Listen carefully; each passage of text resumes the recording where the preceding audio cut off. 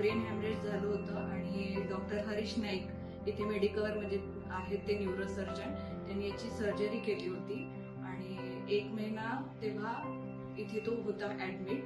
त्यानंतर मग आता 10 महिने झाले त्या गोष्टीला आणि आता हळूहळू तो रिकवर पण होत आलेला आहे.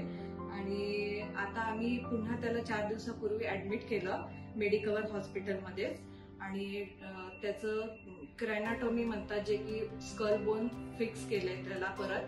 ती छोटीशी सर्जरी झाली त्याची आता 2 दिवसापूर्वी आणि आता तो एकदम ओके आहे आणि आज त्याला डिस्चार्ज भेटणार आहे इथून आणि आता तो